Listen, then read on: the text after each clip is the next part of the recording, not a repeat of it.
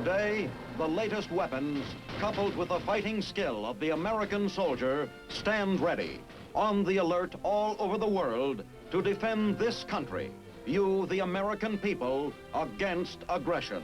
This is The Big Picture, an official television report to the nation from the United States Army. Now, to show you part of the big picture, here is Sergeant Stuart Queen.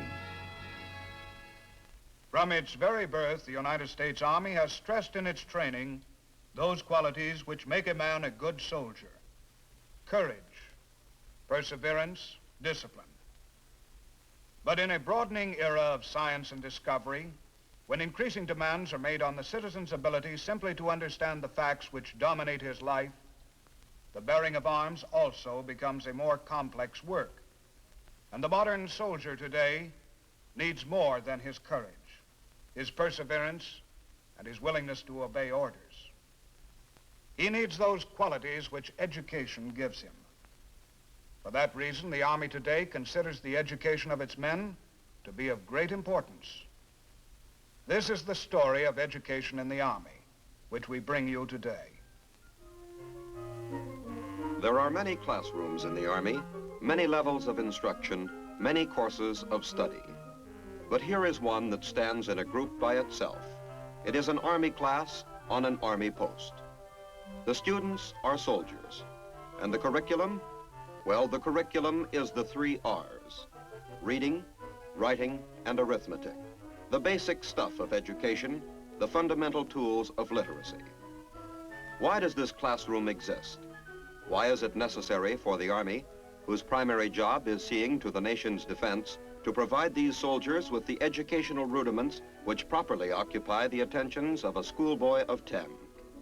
The answer to this is sobering, not only to the Army, but to the nation as a whole.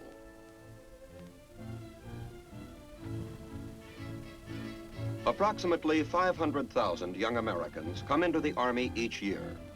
On the basis of an armed forces qualification test, which they all take, 1 out of every 3 of these men falls into Mental Group 4, a classification which means that their understanding is dangerously low, so low as to handicap their performance as soldiers. There are varying reasons for this. One reason is that many of these men have had little schooling, for there is a relationship between a man's capacity to understand and the education he has had.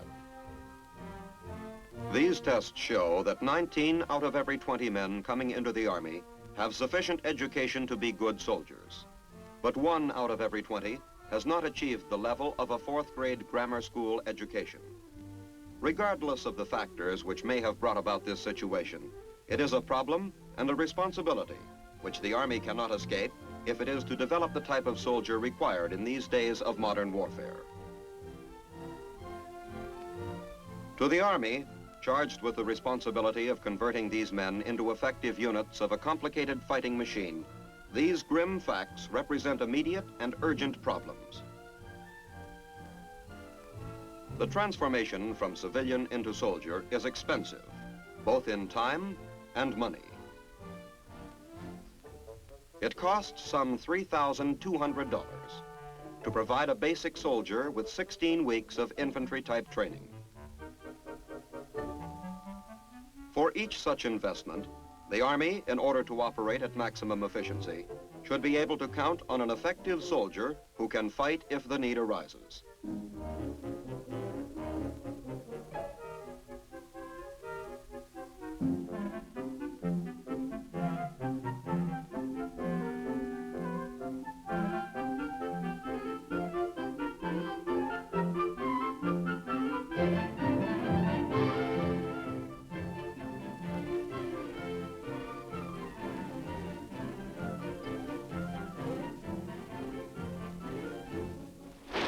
Tests made during the Korean conflict proved what Army leaders have known for a long time, that training alone, no matter how conscientiously given, can never do the job completely. For in the end, the individual's performance as a combat soldier depends heavily on his own basic intelligence, supplemented by his educational background.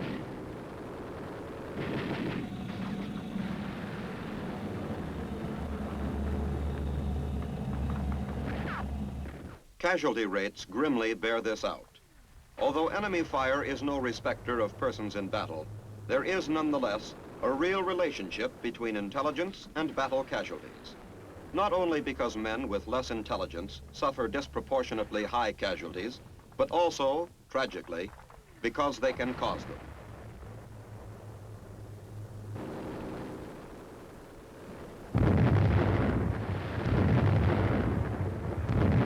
Out of an infantry squad of 9 men, the basic Army unit, 4 positions require varying degrees of leadership and technical ability, qualities which demand both intelligence and the tools education must supply if basic intelligence is to function. If these men do not have the ability to handle their jobs, the entire squad will suffer. 4 men out of 9. But 3 men out of every 9 coming into the Army have never been able to develop their intellectual abilities because of substandard education.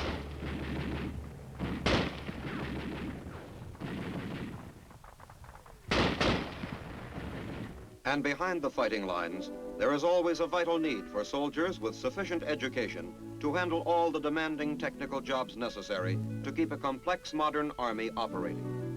So the problem becomes serious, deadly serious. This is the fundamental problem that educational deficiency poses for the Army. Behind it, there are many others, which add up to exorbitant costs in time and in money, and in those intangibles which drain part of an Army's strength.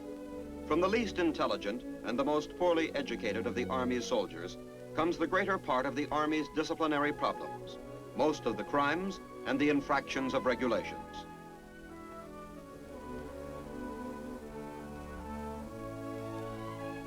Again, these soldiers are less stable emotionally, and they suffer most of the chronic psychosomatic ailments.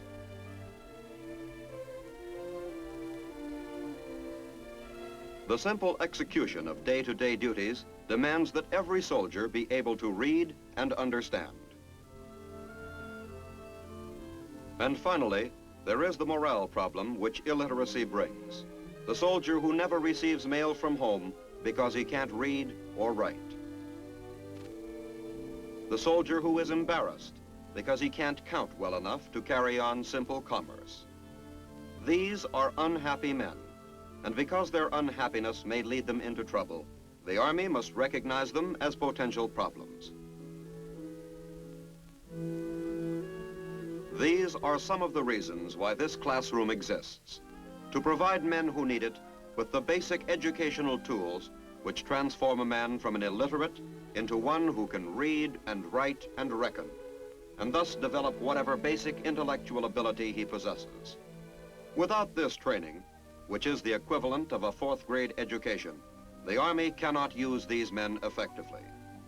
Since World War II, the Army has worked at the problem of its poorly educated men. Now, using civilian teachers in schools like this one at all reception centers in the country, it handles the problem as soon as the men come into the Army, before they are ever assigned to a unit for basic training. Although the primary purpose of this training is to benefit the Army, the benefit to the men themselves is incalculable.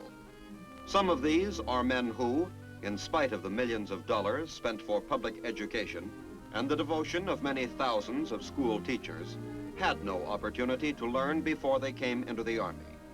Others didn't take the opportunity. But now, most all of them are eager to learn, and they respond enthusiastically to this chance to develop themselves. For many, the first chance of their lives.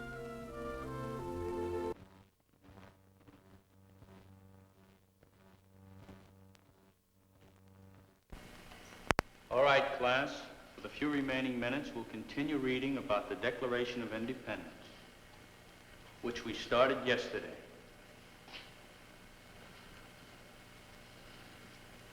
Private Cameron, will you read, please? We hold those to be These truths. We hold these truths to be self-evident, that all men are created equal, that they are endowed by their Creator with certain unalienable rights, that among these are life and liberty, and the pursuit of happiness. That these That to secure to secure the rights, government and are instituted among men, driving these just powers, their just powers from the consent. from the All right, class. That'll be all for today. Report outside to your sergeant.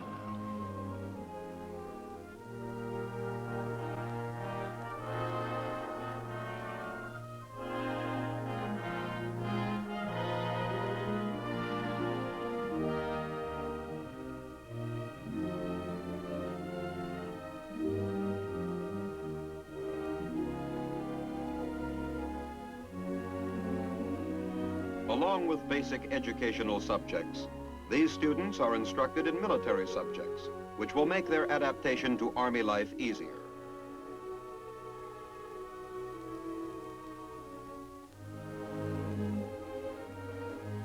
During the 4-week period of training, the Army has an opportunity to observe these men well. Those who are judged to be incapable of learning can be processed out of the Army quickly, thus saving serious problems and much useless expense later. But with the greater part of them, the training pays off, for themselves and for the Army. They are the ones who show promise that now, with the advantages of this instruction, they will be able to train as soldiers and do their Army jobs well. An investment is yielding returns for the individual soldier, for the Army, and for the nation, each time one of these men successfully completes his course of study and receives a certificate of 4th grade equivalency. A certificate which is both an identification of the literacy he must have and a promising indication that he has the fundamental equipment to become a good soldier.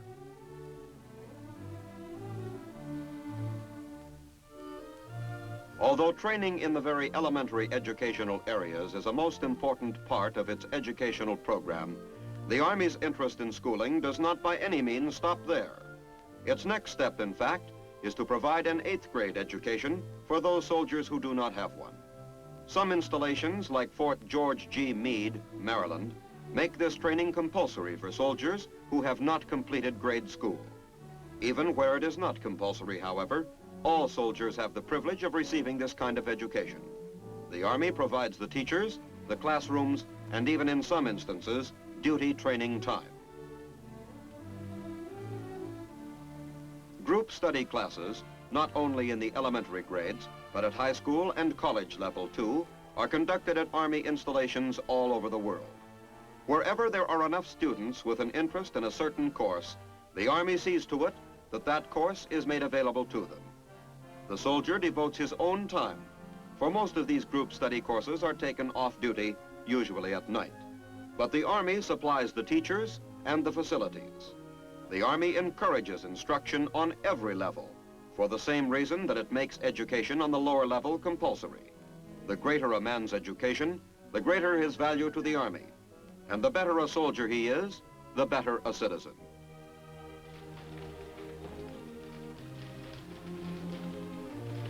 These group study classes are conducted in various ways and serve various purposes. Some are for the primary purpose of developing the soldier's Army job specialty, so he can progress quickly in the service by meeting specific job requirements. Some are taken for high school or college credit.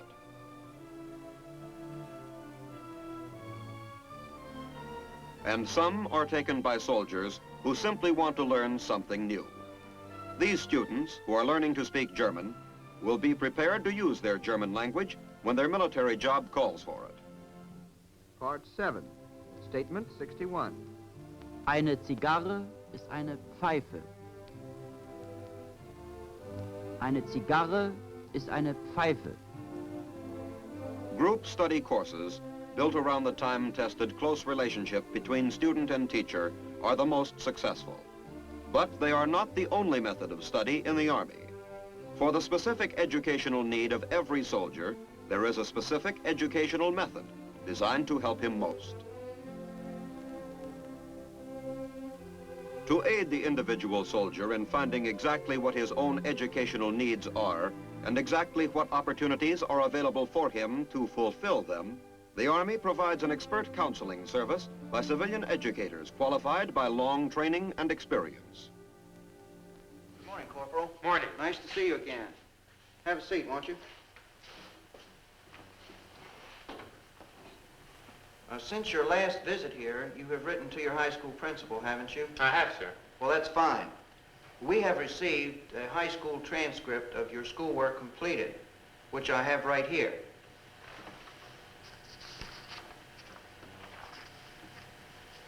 According to the transcript, you will need several additional courses in order to meet the requirements for high school graduation. Now, one of these courses in history you may be able to take through enrolling in our evening classes here at the Army Education Center, 2 or 3 nights a week. The other course, the literature course, which may not be available here in evening classes, you may take through the United States Armed Forces Institute, or USAFI as it is called. Have you heard anything about the USAFI program? No, sir. The USAFI is a civilian-type correspondence service school available to men and women in the armed forces wherever they may be stationed. I have their catalog here. Its headquarters are in Madison, Wisconsin, but it serves military personnel all over the world, providing them with the materials for self-study and correspondence courses in a variety of fields, from the elementary grades on through the first 2 years of college. All in all, USAFI offers some 300 courses, ranging from business law to merchandising, from biology to agriculture. There are local USAFIs in a number of the overseas areas where troops are stationed.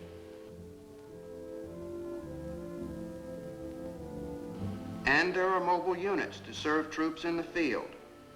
Any soldier, anywhere, can enroll by paying a $2 enrollment fee, and then he can take as many courses as he wishes at no extra charge.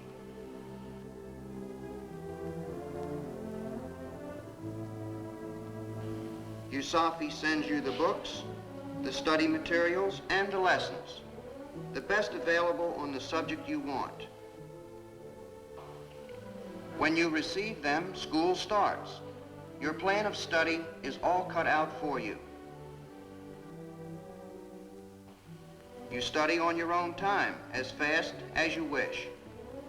As you finish a lesson, you send it in. Your lesson gets to USAFI in the company of thousands of others. This is the largest correspondence school in the world. But your lesson gets full personal attention. The instructors at USAFI are all experts in their fields. They grade your lessons, but more than that, they give you personal guidance and help.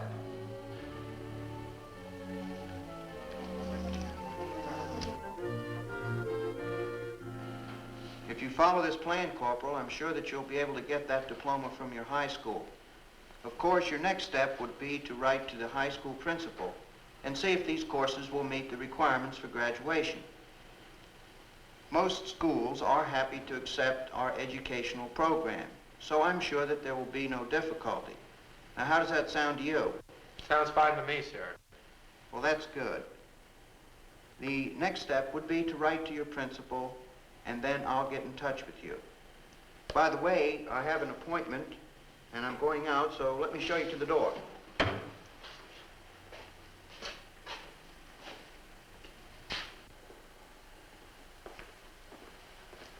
Well, goodbye now, Corporal. I'm glad you could come down.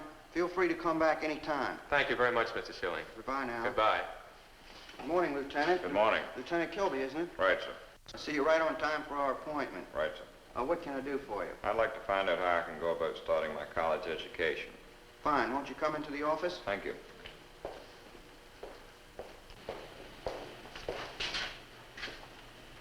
Have a seat, Lieutenant. Thank you. By the way, what organization are you with? I'm with the 3rd Armored Cavalry Regiment. Tell me, have you had any college at all?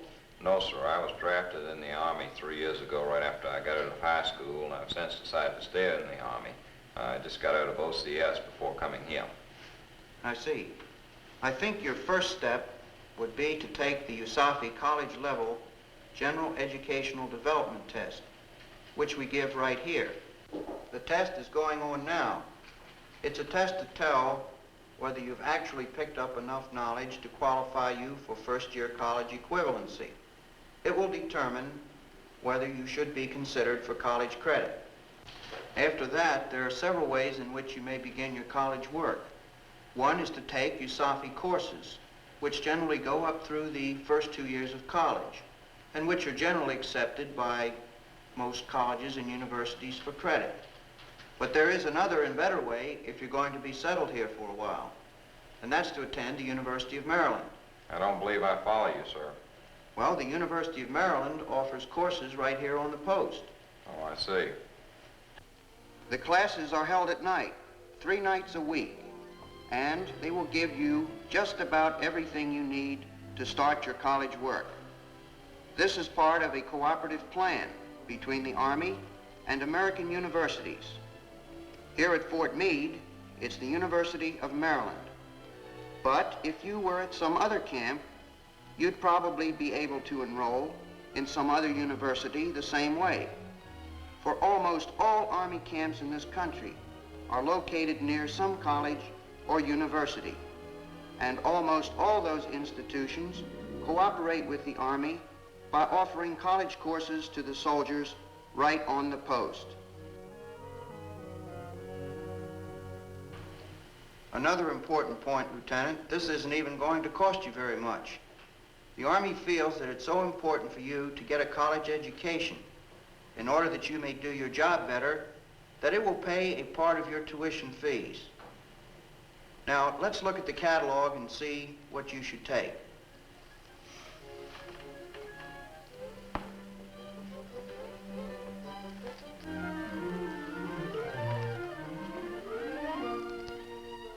The University of Maryland conducts college courses for Army personnel not only at Fort Meade, but also at Army posts throughout Europe. So, even overseas, American soldiers may attend courses given by American universities. The American college campus today reaches as far as the lines of the American Army reach. Economics and a college survey of American literature have an authentic campus flavor wherever they are taught. Whether in the famed and hallowed old halls of Heidelberg, a building in the Canal Zone where Louisiana State University is the cooperating university, or an educational center in Tokyo. Throughout the Far East, soldiers are enrolled and studying through the University of California.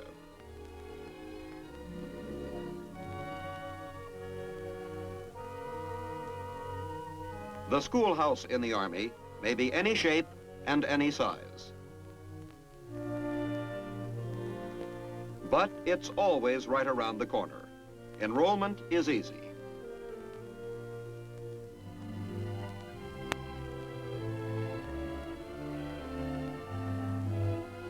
And wherever there is the will to learn, there are the tools for study.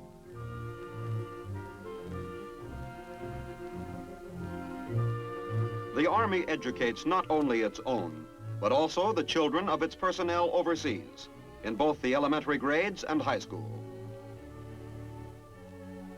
In classrooms, on playgrounds, in Japan, in Germany, and wherever else the Army is stationed, American youngsters carry on their education. Their teachers meet regular American educational standards. The system of classroom instruction and even the habit of homework are the same as those in schools back home. But in addition to the basic educational standards, these students abroad are acquiring an invaluable background in human relations through the opportunity provided them to absorb new cultures. The desire for knowledge is one of the marks of man's nobility. If it is strength which keeps our nation free today, it is enlightenment which gives that freedom meaning. The Army, whose stock in trade is strength, puts faith in that quality of its men which makes good citizens and good soldiers alike, the desire to learn and to improve. To do its best by its citizen soldiers, the Army encourages their educational development on every level.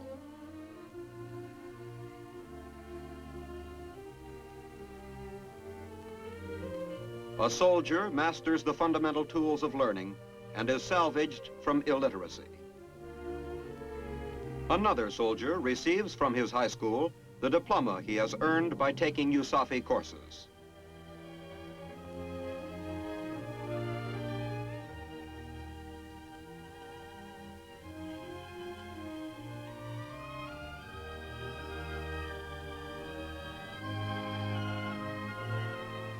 And overseas, a group of soldiers receive their college diplomas after years of serious study in the Army.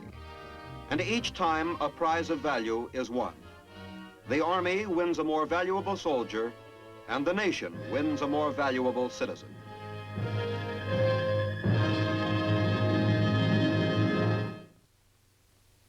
From the most elementary level of grammar school to a college education, along this path of education, thousands of soldiers in your Army are traveling today toward a better future for themselves and for us all. This is Sergeant Stuart Queen inviting you to be with us again next week for another look at the big picture, the United States Army in action. The Big Picture is a weekly television report to the nation on the activities of the Army at home and overseas. Produced by the Signal Corps Pictorial Center. Presented by the U.S. Army in cooperation with this station. You can be an important part of the big picture. You can proudly serve with the best equipped, the best trained, the best fighting team in the world today, the United States Army.